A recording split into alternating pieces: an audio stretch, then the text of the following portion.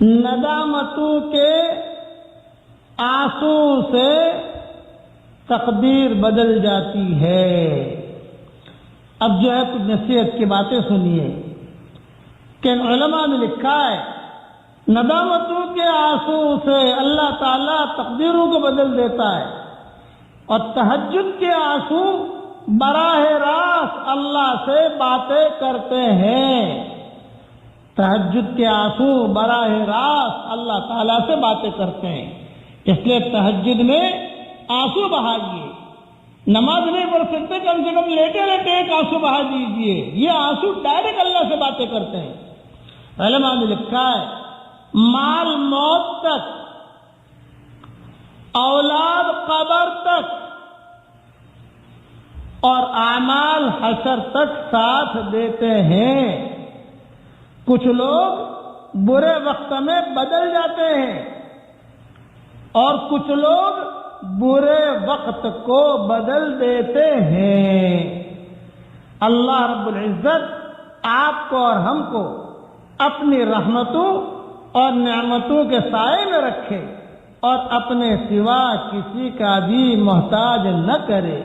علماء نے ایک بات اور بھی لکھی ہے، اس طرح نہ چلو کہ دیر ہو جائے، اس طرح نہ چلو کہ دیر ہو جائے، اس طرح نہ کماؤ کہ گناہ ہو جائے، اس طرح نہ کماؤ کہ گناہ ہو جائے، اس طرح نہ خرچو کہ قرض ہو جائے، اس طرح نہ خرچو کہ قرض ہو جائے، اس طرح نہ کھاؤ کہ مرض ہو جائے، اس طرح نہ کھاؤ کہ مرض ہو جائے، اس طرح نہ سوچو کہ صدمہ ہو جائے، اس طرح نہ سوچو کہ صدمہ ہو جائے، اس طرح نہ بولو کہ دل ٹوٹ جائے، اس طرح نہ بولو کہ دل ٹوٹ جائے۔ یہ نصیحت کی باتیں فقہا نے، علماء نے لکھی ہیں اپنی اپنی جگہوں پر۔ اس کے لیے اپنے آپ کو دین کے تابع بنا دیجئے۔ کچھ پتہ نہیں کب فرشتہ آ جائے لے کے چل دے، کچھ پتہ نہیں کہ زندگی کی شام کون سی گلی میں ہو جائے، اس لیے ہمیشہ آدمی کو تیار رہنا چاہیے۔ اور اس کے لیے کیا؟ استغفار کی کثرت کریں، اٹھتے بیٹھتے صرف ایک جملہ، اے اللہ مجھے معاف کر دے، اے اللہ مجھے معاف کر دے، اے اللہ مجھے معاف کر دے، اے اللہ مجھے معاف کر دے۔ تہجد کے وقت میں اٹھنے کی کوشش کیجیے، جس سے اللہ پیار کرتا ہے اسے تہجد میں اللہ جاگنے کی توفیق دے دیتا ہے۔ میں کہتا ہوں کہ تہجد میں اٹھ کر اگر نماز نہیں پڑھ سکتے، بہت سستی ہے، بہت بدن دکھ رہا ہے بہت، لیکن کم سے کم لیٹے لیٹے سبحان اللہ والحمد للہ ولا الہ الا اللہ واللہ اکبر یہ تو پڑھ سکتے ہو۔ اس میں کیا مسئلہ ہے؟ لا الہ الا اللہ محمد رسول اللہ یہ تو پڑھ سکتا ہے آدمی، درود شریف پڑھ سکتا ہے، قرآن شریف کو آیت پڑھنے کا موقع نہیں ہے، حفظ نہیں یاد ہے، تو کم سے کم اللہ اکبر اتنا پڑھ لیجئے۔ تو اب دل سے پڑھو گے اس وقت میں تو اللہ کی ذات سے امید ہے کہ اللہ کو بہت بہت خوشی ہوگی۔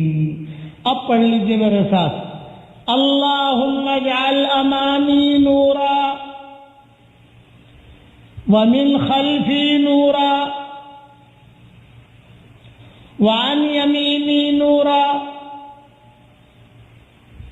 وعن شمالی نورا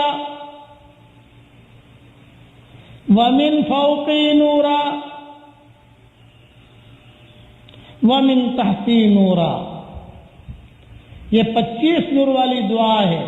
میں کئی روز سے کہہ رہا ہوں کہ میں اسے سیٹ کر کے بتاؤں گا انشاءاللہ، لیکن ابھی میں چونکہ سفروں کی تیاریوں میں ہوں اور سفر بھی چل رہے ہیں سمجھ لیجئے، تو میں اسے سیٹ نہیں کر سکا ہوں، تو میں انشاءاللہ وہ تو ایک ایک کر کے آپ کو پڑھواؤں گا۔ یہ دعا حضور صلی اللہ علیہ وسلم روزانہ 25 نور والی دعا روزانہ فجر کی نماز کے لیے جب نکلتے تھے ماؤں کے کمروں سے تو یہ دعا پڑھتے پڑھتے مصلی پر آتے تھے۔ علماء نے لکھا ہے کہ جب بھی نماز پڑھنے کے لیے جائیں تو یہ دعائیں پڑھتے پڑھتے جائیں۔ اور آپ کو آسان کر کے بتاتا ہوں، سارے 25 نور والی دعا آپ کو یاد نہیں ہے تو کم سے کم اتنا تو کہہ دے کہ اے اللہ تیرے نبی نے جو 25 نور والی دعا مانگی ہے اے اللہ تو میرے لیے بھی قبول فرما. اتنا تو کہہ سکتے ہو. اتنا میٹھا مولوی نہیں ملے گا آپ کو جو اتنا آسان کر کے سمجھا دے. اتنا مائیں بہنیں بھی فجر کی نماز میں جب مصلی پر کھڑی ہوں تو تھوڑا سا آگے بڑھ کر کہ اے اللہ تیرے نبی نے جو 25 نور والی دعائیں مانگی ہیں اے اللہ تو میرے لیے بھی قبول فرما لے. جب میں یاد کراؤں تو یاد کر لینا انشاءاللہ, لیکن ابھی تو یاد کروایا نہیں ہے تو کم سے کم اتنا نماز کے لیے مسجد میں گئے تو چلتے چلتے اے اللہ تیرے نبی نے 25 نور والی دعا مانگی ہے وہ تو ہمارے لیے قبول فرما. آمین آمین. وآخر دعوانا الحمدللہ.